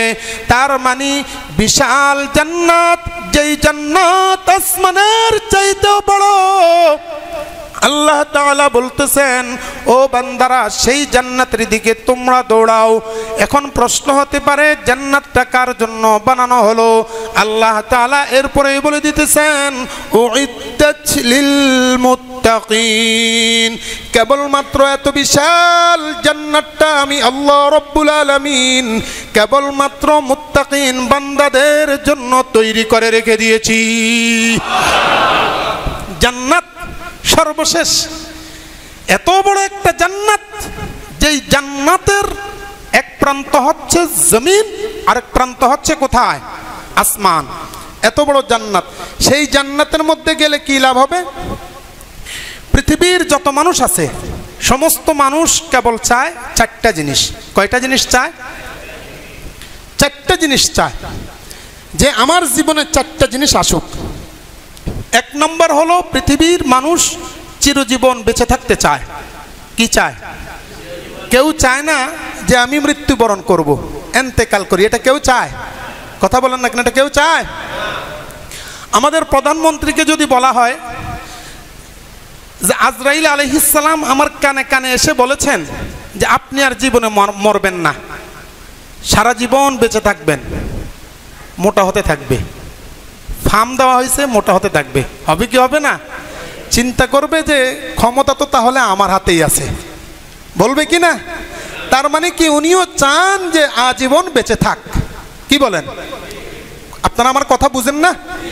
প্রত্যেক লোকেই চায় আজীবন, চিরজীবন সে বেঁচে থাকুক, এটা সবাই চায়। 2 নম্বর যেই জিনিসটা চায় সেটা হচ্ছে চিরজীবন লোকটা রোগ বিমার না থাকুক, সুস্থ থাকুক। এটা সবাই চায় কি চায় না? আজ পর্যন্ত কাউকে শুনেছেন যে জ্বর হবার জন্য যাতে লোকটার জ্বর হয় ওষুধ খায়? এরকম শুনছেন? কিরে তুই ওষুধ খাস কেন? আমার যেন আল্লাহ তাআলা জ্বর দেয় এই জন্য ওষুধ খাই, এই কথা কেউ বলছে? তার মানে কি সবাই চায় যে আমি সারা জীবনের জন্য কি সুস্থ থাকি। 3 নম্বর যেই জিনিসটা সেটা হচ্ছে সব লোকেই চায় সারা জীবন যৌবনে থাকুক, জোয়ান। বুড়া হতে কেউ চায় না, কারণ বুড়া যদি হয়ে যায় তাহলে ছেলে পেলেও দেখতে পারে না, টাকা পয়সার ইনকাম সোর্স কমে যায়, কেউই তো দেখতে চায় না, জোর থাকে না, রাস্তা হাঁটতে পারে না, বসতে গেলে উঠতে পারে না, উঠতে গেলে বসতে পারে না। এই জন্য সবাই চায় কি জওয়ান থাকুক, চিরজীবন তার যৌবন তার ভিতরে থাকুক। 4 নম্বর যে জিনিসটা চায় সেটা হচ্ছে মানুষ চায় যে সে চিরসুখী থাকুক। সমস্ত মানুষ চায় সে কি থাকুক, চিরসুখে থাকুক, তার যেন কখনো কোনো ধরনের রোগ বিমার না আসে। এটা সবাই চায় কি চায় না? চায়। এই 4টা জিনিস পৃথিবীর কেউ আজ পর্যন্ত পাইছে অথবা বর্তমানে পাচ্ছে বা ভবিষ্যতে পাবে, এটার কোনো গ্যারান্টি আছে? জোরে বলেন, গ্যারান্টি আছে? এই 4টা জিনিস সকলে চায়। এর বাইরে হয়তো অন্য কেউ কিছু থাকতে চাইতে পারে, সেটা ভিন্ন কথা। আমি একবার কুমিল্লা থেকে মাহফিল করে আসতেছি, গভীর রাত, তো ফেরি পার হব, সম্ভবত একজন জেলে, যেটাকে বলে জেলে মানুষ, রাত্রে 3টা-4টা বেজে গেছে। এখন উনি শীতে কাঁপতেছে, শীতের মৌসুম, শীতে কাঁপতেছেন। এখন নৌকাওয়ালারা বলতেছে, ভাই আমার একটু নৌকাতে নাও। তো নৌকাতে নেওয়া হয়েছে। এখন উঠেই বলতেছে, আমরা সবাই কিন্তু হুজুর, হুজুর সিগারেট মিগারেট আছে কিনা একটু খাই। মানে সিগারেটটা যদি ওই সময় খায় তাহলে একটু শীতটা কমবে, এই জন্য সে সিগারেট চায়। কিন্তু সে নিজেও বুঝে না যে হুজুরগুর কাছে সিগারেট নাই, এই জিনিসটা তার খেয়াল নাই। তার চিন্তা হলো আমার সিগারেটের দরকার। অন্য মানুষের যা কিছুই দরকার হোক না কেন, কিন্তু 4টা জিনিস সারা পৃথিবীর মানুষ এক বাক্যে চায়, কিন্তু এই 4টা জিনিস কারো হয় না। কারো হয়?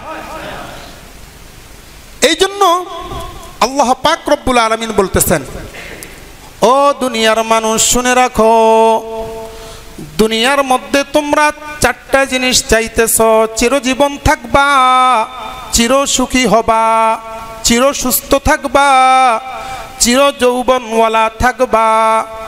না না, এই 4টা জিনিস তোমাদেরকে দুনিয়াতে দেওয়া যাবে না।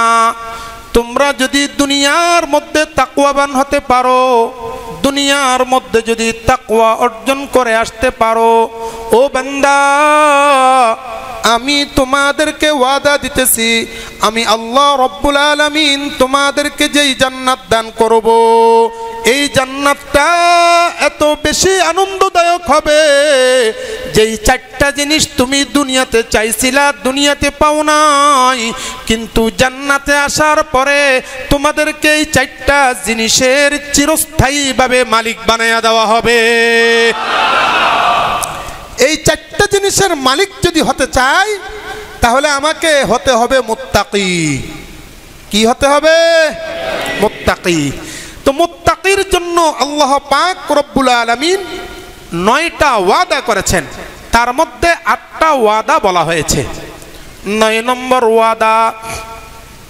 প্রশ্ন হতে পারে, ও মাওলায়ে কারীম, আমরা তোমার তাকওয়াবান বান্দা হব, আমরা মুত্তাকি বান্দা হব, জান্নাতও পাইলাম, জাহান্নাম থেকে নিষ্কৃতিও পাইলাম, তোমার মহব্বতও পাইলাম, তোমার রাস্তার হেদায়েতও পাইলাম, সব কিছুই তো পাইলাম, দুনিয়ার জন্য আমাকে কি দিলা? আমি মুত্তাকি হয়ে গেলাম, দুনিয়ার মধ্যে আমাকে কি রাখলা?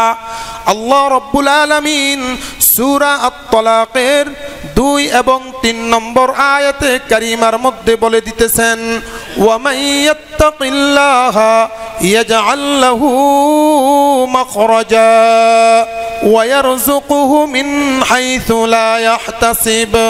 ও বান্দা, তুমি চিন্তা করেছো তুমি তাকওয়াবান হবা, এই জন্য কেবল তোমাকে আখিরাতেই দেব, কেবল তোমাকে জান্নাতে দেব, কেবল তোমাকে জাহান্নাম থেকে মুক্তি দেব, কেবল তোমাকে আমার মহব্বতটাই দেব, আর কিছু দেব না। না না, তুমি টেনশন করো না। তোমাদের মধ্যে যেই ব্যক্তি তাকওয়াবান হতে পারে, দুনিয়ার মধ্যে লোকটা যতই বিপদে পড়ুক না কেন, আমি আল্লাহ রব্বুল আলামিন তার সমস্ত বিপদ থেকে আমি উদ্ধার করে দেব। শুধু তাই নয়, শুধু তাই নয়, তুমি বিপদ থেকে উদ্ধার হয়েছো, এখন তোমার ক্ষুধা পেয়েছে, খাবারের দরকার, দুনিয়াতে তোমার খাবার নাই, দুনিয়ায় তুমি তাকওয়াবান হবার কারণে তোমার খাবারের অভাব দেখা দিয়েছে। বান্দা তুমি টেনশন করো না, ওয়ারযুকহু মিন হাইথু লা ইয়াহতাসিব, আমি আল্লাহ রব্বুল আলামিন দুনিয়ার মধ্যে এত বেশি পরিমাণ রিজিক তোমার জন্য ব্যবস্থা করে দেব, অন্য মানুষ এই পরিমাণ রিজিক কখনোই পাবে না। রিজিকেরও ব্যবস্থা করবেন কে? দুনিয়ার মধ্যে বিপদে পড়লে তাকওয়াবানদেরকে উদ্ধার করবেন কে? রিজিকেরও ব্যবস্থা করবেন, বিপদ থেকে মুক্তি পাবার জন্য ব্যবস্থা করবেন।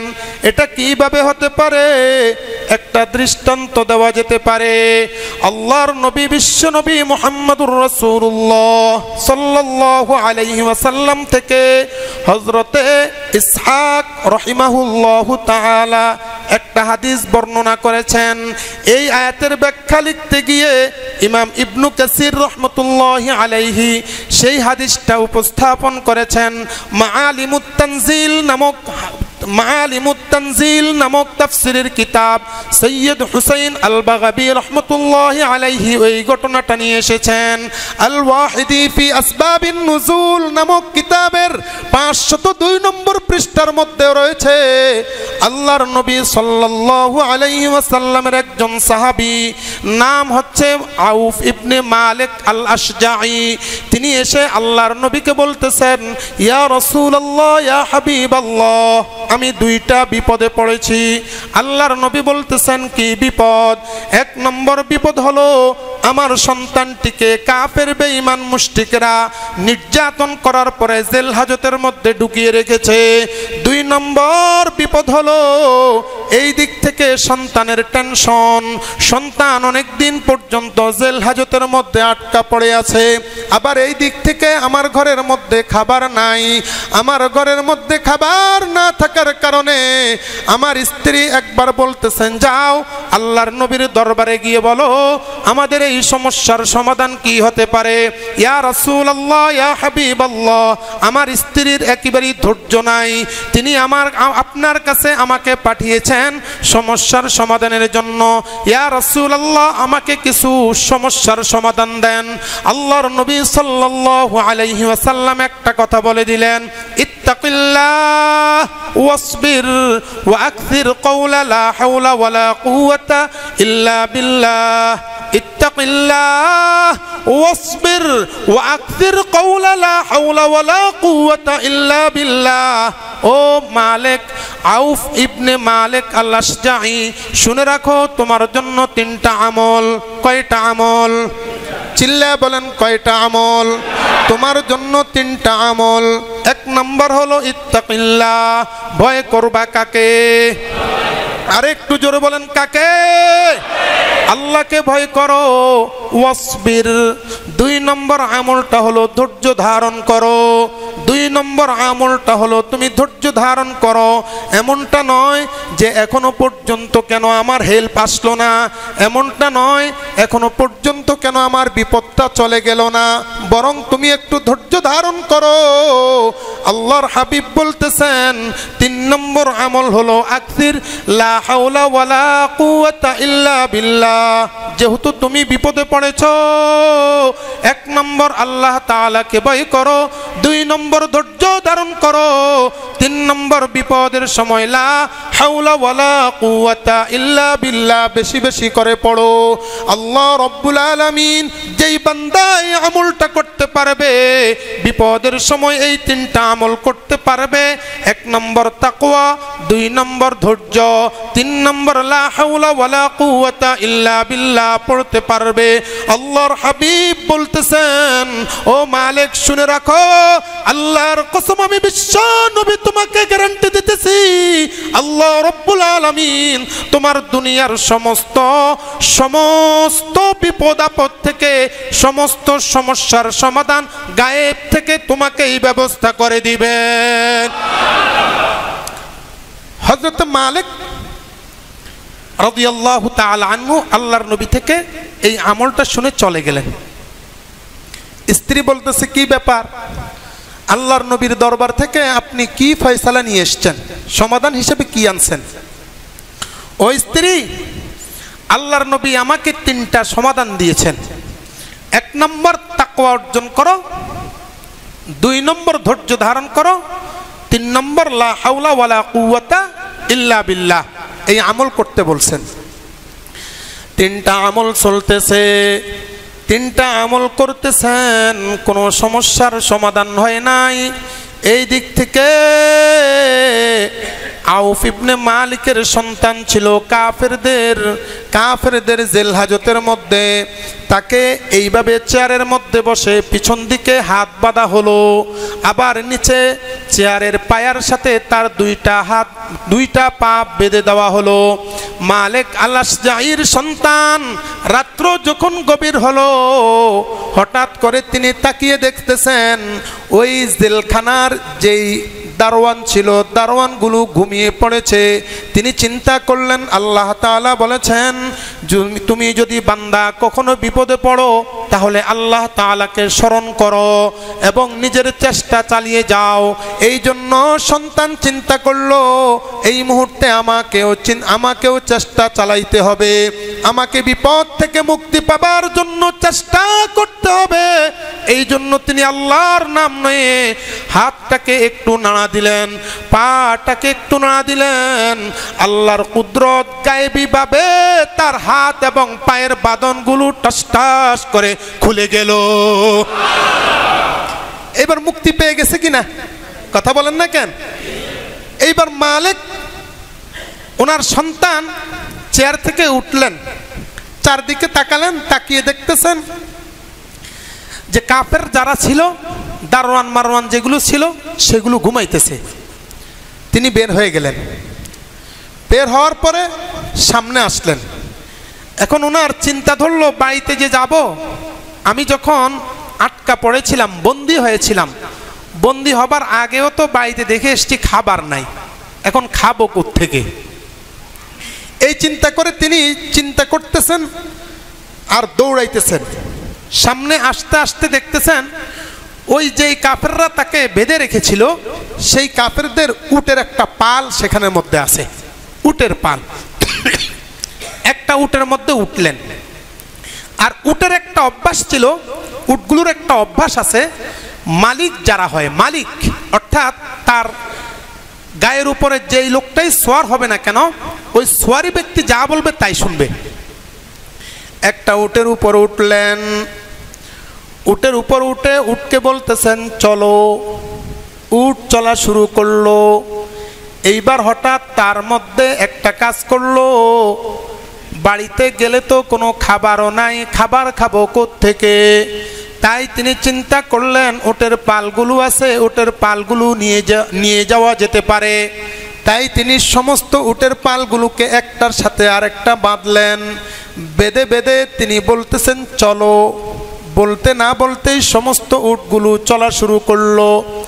মদিনা মুনাওয়ারার মধ্যে মালিকের সন্তান ওই উটগুলো নিয়ে এসেছেন।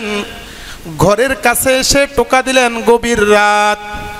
মালিক আল-আশজাঈ রাদিয়াল্লাহু তাআলা আনহু কণ্ঠ শুনে বুঝতে পেরেছেন আমার সন্তান তো চলে এসেছে।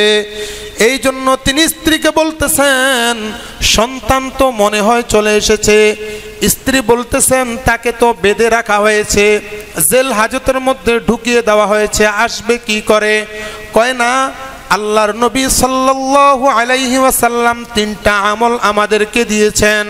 আমার কাছে মনে হচ্ছে 3টা আমলের কাজ শুরু হয়ে গেছে। আমার সন্তানকে আল্লাহ রব্বুল আলামিন জেল হাজত থেকে মুক্তির ফয়সালা দিয়ে দিয়েছেন। কাজ শুরু হয়েছে মনে হয়। তো স্ত্রী বলতেছে ঠিক আছে, দেখো আমার কাছে মনে হয় আমাদের ছেলে না, অন্য কেউ হয়তো ডাকছে, বিপদ আপদে পড়ছে, মারা টারা কেউ গেছে, এই জন্য ডাকতেছে। এবার মালিক আল-আশজাঈ রাহমাতুল্লাহি রাদিয়াল্লাহু তাআলা আনহু দরজা খুললেন। দরজা খুলেই দেখতেছেন সন্তান সেখানে বীর বাহাদুরের মতো দাঁড়িয়ে আছে। সাথে অনেকগুলো উটও আছে। জিজ্ঞেস করলেন, উটগুলো কোত্থেকে এনেছো? আব্বাজান, আমি তো উটগুলো সেখান থেকে নিয়ে এসছি। সেখান থেকে মুক্তি পাবার পর, ছোটার পরে সাথে এই উটগুলো নিয়ে এসছি।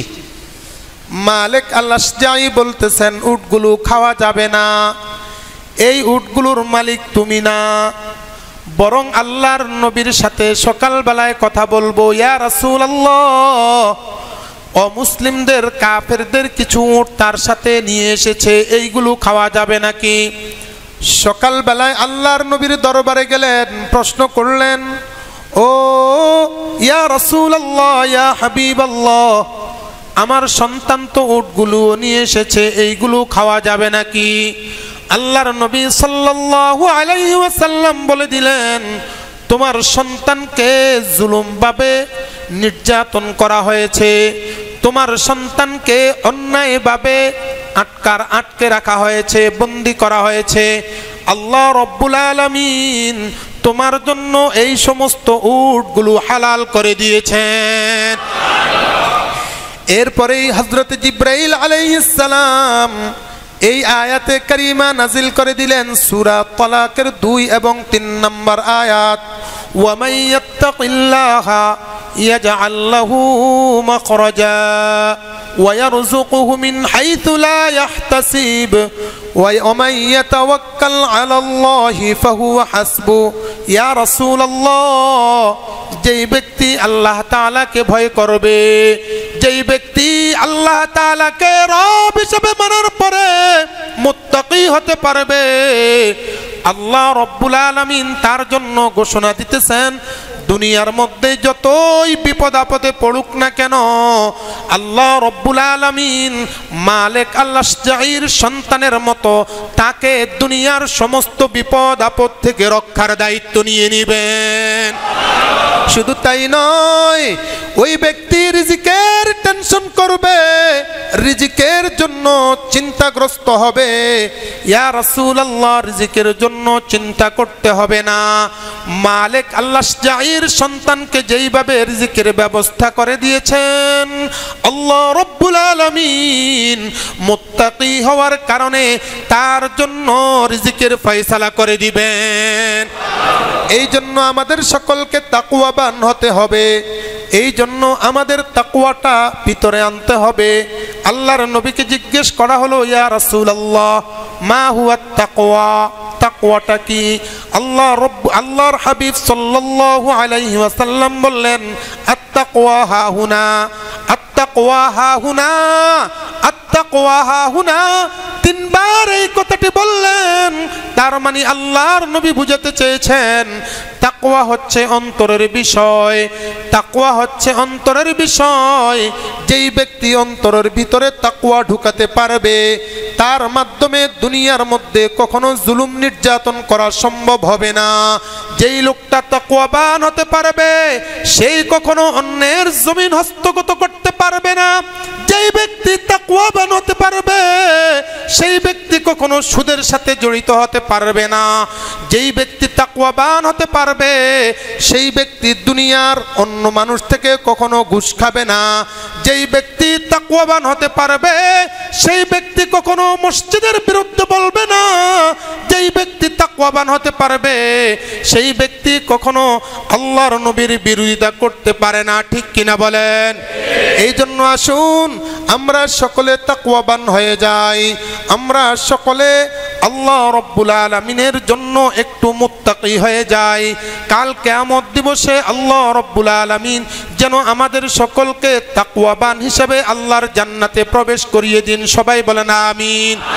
আরো জোরে বলেন আমিন। অনেকগুলো প্রশ্ন এসেছে। এক ভাই প্রশ্ন করেছেন যে হুজুর, পাঠা দিয়ে কোরবানি করলে জায়েজ আছে কিনা? পাঠা অর্থাৎ একটা তো হচ্ছে খাসি, আর একটা হচ্ছে পাঠা, মানে এখনো পর্যন্ত এটাকে কি করে নাই, অর্থাৎ অন্ডকোষ ফেলানো হয় নাই। হ্যাঁ, এটা দিয়ে যদি কেউ কোরবানি করে তাহলে কোরবানি জায়েজ আছে। তবে ফতোয়ায়ে রহিমিয়া সেই কিতাবের 4 নম্বর খণ্ডের কিতাবুল আযাহি অধ্যায়ের মধ্যে উল্লেখ করা হয়েছে, স্বাভাবিকভাবে কোনো গরু অথবা কোনো ছাগল অথবা মহিষকে যদি অন্ডকোষ যদি ফেলে দেওয়া হয়, তাহলে ওই গরু অথবা ওই পশুর মাংসটা, গোশতটা একটু স্বাদ হয়, স্বাদ বেশি হয়। তো স্বাভাবিকভাবে এই জন্য আমাদের দেশে অন্ডকোষ ফেলে দেওয়া হয়। তো এই দৃষ্টিকোণ থেকে ওটা দেওয়া ভালো, মানে অন্ডকোষ ফেলানোওয়ালা যেটা আছে সেটা দেওয়া ভালো, এটা জরুরি কোনো বিষয় না। বাকি কেউ যদি পাঠা দিয়ে যদি কোরবানি করে তাহলে কোরবানি আদায় হয়ে যাবে, কোনো সমস্যা নেই।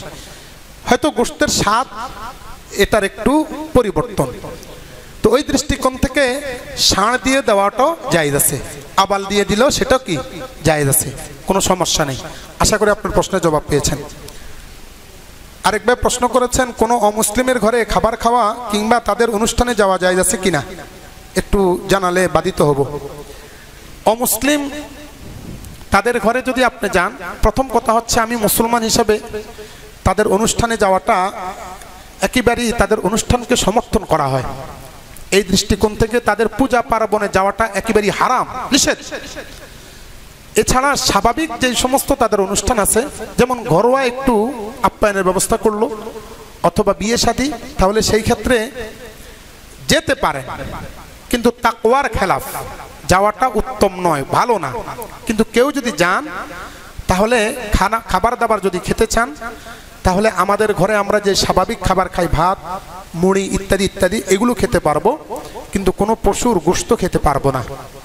খাসির গোশত বা গরুর গোশত অথবা কোনো প্রাণীর গোশত আমি খেতে পারবো না, কারণ ওরা তো জবাই করার সময় আল্লাহ পাকের নাম নেয় না। কুরআনুল কারীমের সূরা মাঈদার 5 নম্বর আয়াতের মধ্যে আল্লাহ পাক রব্বুল আলামিন বলেছেন, ওয়ালাম ইউযকার ইসমুল্লাহি আলাইহি, ওটা তোমাদের জন্য হারাম করা হয়েছে যেটা জবাইয়ের সময় আল্লাহ পাকের নাম নেওয়া হয় নাই। তো ওরা তো হিন্দু মানুষ, ও তো আর আল্লাহ তাআলার নাম নিবে না, নাম না নেওয়ার কারণে ওটা হারাম হয়ে গেছে। বাকি সে খেতে পারবে, আপনি খেতে পারবেন না। আশা করি আপনি প্রশ্নের জবাব পেয়েছেন। আরেকবার প্রশ্ন করেছেন, পুরাতন কবরস্থানে বা একটি কবরের উপর মসজিদ বা ঘরবাড়ি বানানো জায়েজ আছে কি? প্রথম কথা হলো, পুরানো কবরস্থান বা একটা কবর আছে, এখন এই লোকটার আর কোনো জায়গা টায়গা নাই, তাহলে কবরটা যদি এত পুরাতন হয় যে আনুমানিক 40-50 বছর হয়ে গেছে, এখন আর ভিতর কোনো হাড় গোড়ন বাকি নেই, লাশের হাড় গোড়ো বাকি নেই, তাহলে সেই ক্ষেত্রে এটার উপর ঘর করতে পারবে, মসজিদও করতে পারবে। ঘর করার ক্ষেত্রে এটা পারবে, যেহেতু 50-60 বছর চলে গেছে, আশা করা যায় তখন হাড় গোড় বাকি থাকে না, জায়েজ আছে। যদি তার অন্য জায়গায় ঘর বাড়ি করার জায়গা না থাকে তাহলে প্রয়োজন দেখা দেয়। আর মসজিদের ক্ষেত্রে মনে করেন একটা কবরের মধ্যে, আপনি একটা কবর আছে মসজিদের জায়গার মধ্যে, যিনি ওয়াকফ করে গেছেন তার কবরটা, এক্ষেত্রে আপনি যদি মসজিদ উঠাতে যান, তাহলে যদি ফিতনা ফাসাদ না হয়, ফিতনা ফাসাদ বলতে আপনি কবরটা উপরে মানে মসজিদ করতে গেলে হয়তো কবরের আত্মীয় স্বজন যারা আছে তারা বলবে যে আমার নানা, আমার দাদা বা আমার অমুক এই ওয়াকফ করে গেছে, এখন লোকটার এই জায়গাটা পর্যন্ত, লোকটার কবরস্থান পর্যন্ত আপনি শেষ করে দিলেন, মানে এরকম একটা ফিতনা ফাসাদের সমূহ সম্ভাবনা থাকে, তাহলে সেক্ষেত্রে জায়েজ হবে না।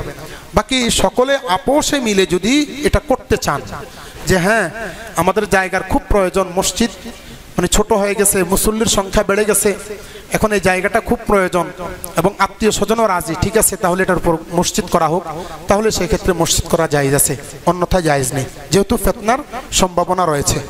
কুরআনুল কারীমের মধ্যে আল্লাহ পাক রব্বুল আলামিন বলেছেন, ওয়াল ফিতনাতু আশাদ্দু মিনাল কতল, আপনি সেখানের মধ্যে কবরের উপর মসজিদ করতে গেলে একটা বিশৃঙ্খলা দেখা দিবে সমাজের মধ্যে, তাহলে আপনি এখানের মধ্যে ফিতনা সৃষ্টি হচ্ছে, আর ফিতনাটা হচ্ছে কতল করা থেকে মারাত্মক ভয়াবহ, এই জন্য এটা করা ঠিক হবে না। আলোচনা সাপেক্ষে যদি হয় তাহলে সেটা করা যাবে। আশা করি আপনার প্রশ্নের জবাব পেয়েছেন।